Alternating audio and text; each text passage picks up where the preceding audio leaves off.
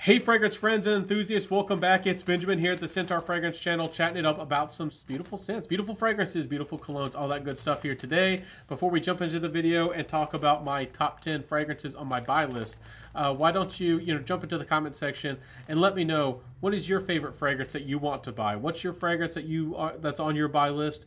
What do you really want in the collection? And what do you really need and have to have, smell? That fragrance is just going to make you smell amazing. Let me know in that comment section below, and give me the like and all that good stuff. But let's talk about these fragrances today. The first one is Annie. Y'all know this is a good fragrance. Y'all know what Annie can do. Y'all know Nichané's Annie. Y'all have heard about it 100 times. Beautiful vanilla, intoxicating fragrance. Look, I've sprayed this up quite a bit. It's Nichané's Annie. It's this sour, like blackberry, like sour dark fruit in the opening. I'm going to spray this one. It's so gorgeous. It's sour, but intoxicating and sweet. It's an addictive fragrance. Musky, bright vanilla and musk come together and into this like ambrosia. In fact, it smells kind of like heaven. It's gorgeous. Give Nichané's Annie a try. It's truly addictive, truly unisex. Ladies and guys both can wear it. But Nichané's Annie, gorgeous fragrance. What can I say? Highly recommended. If you haven't tried it yet, the hype is real on that one. Hype is well deserved, my friends. So the next one is called Dua's Italian Pommes.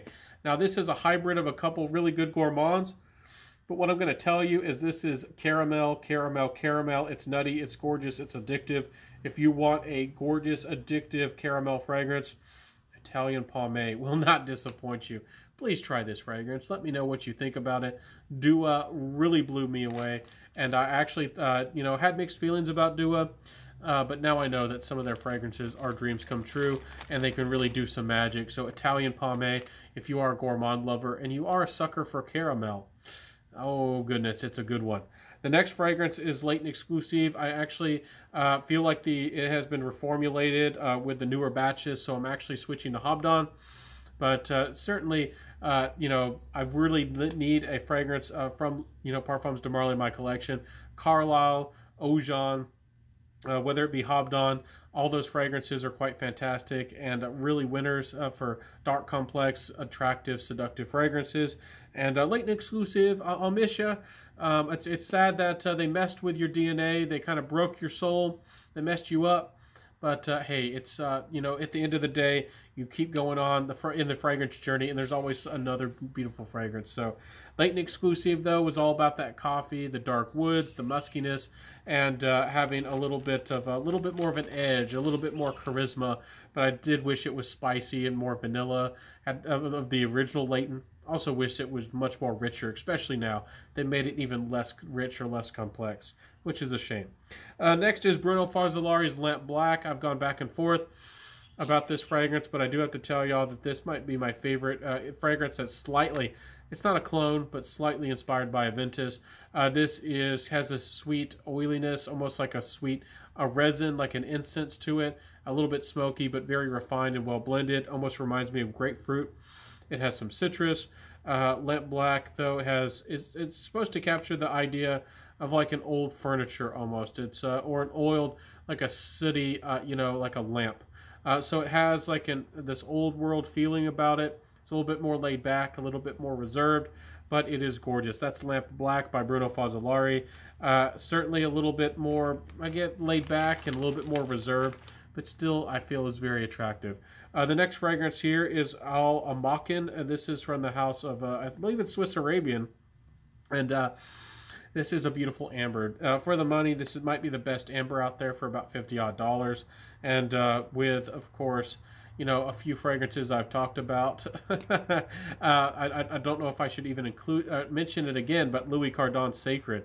I think it almost dripped there a little bit. Anyways, beautiful fragrance. Really remarkable as an amber for the money. For $50 odd, hard to beat that fragrance for an amber. The next one I wanted to mention is 4160 Tuesdays. It's called Freeway. This one gives me a lot of nostalgia. It feels like a road trip. It feels like passing the ocean. It feels like going to the forest. It reminds me of all those emotions with traveling, like a little bit of a dirty car, a little bit of old clothes, You know, and it has some other, it's a little bit of almost like a, you know, smelling like the road. It smells like fresh air. It's got a lot of interesting facets, and it's 4160 Tuesdays Freeway. It has a lot of, for some reason, I connect to it. It's one of those fragrances that I relate to, and has a fragrance memory for me, and that I actually like. So this one will be a purchase for me in the future. Freeway, really fun fragrance. 4160 Tuesdays. I'm happy that I finally found a fragrance from your house, from the house of 4160 Tuesdays that I actually really like. Another fragrance that's on my buy list is Boissimo. This fragrance, it smells like an Italian coffee shop. It smells like croissant. If you're familiar with, you know, good old memes. Croissant. Anyways, beautiful fragrance, Italian, caramel, coffee. That blonde coffee, that fresh, mildly roasted coffee, very mildly, and beautiful fragrance, Boissimo.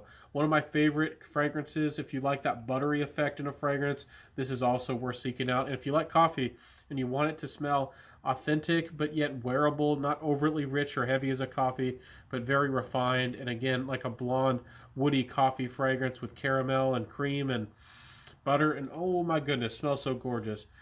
Smell like a beautiful croissant and Italian coffee, a cappuccino.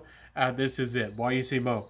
Gorgeous fragrance from the house of Solane Hildy. It is a Lucky Scent exclusive, so you might have to go out there and search for it. The next fragrance, I actually had to decant this out because my original glass one broke.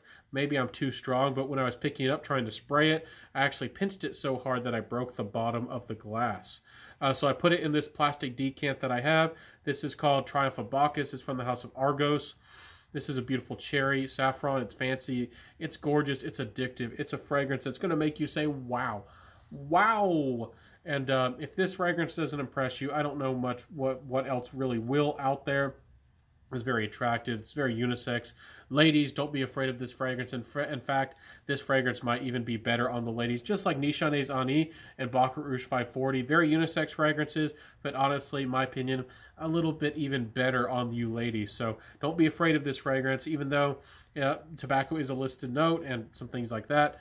You can very easily wear this one, and I would love a confident lady wearing this fragrance. Impress me. I would be very impressed with this fragrance. So the last fragrance here that I have to have in my collection that I need is called Leather Forever. It's from the house of De Gabor. This is a black latex fetish type of fragrance, and I'm not just saying that because I want to get a rise out of you or shock you or tantalizingly seduce you.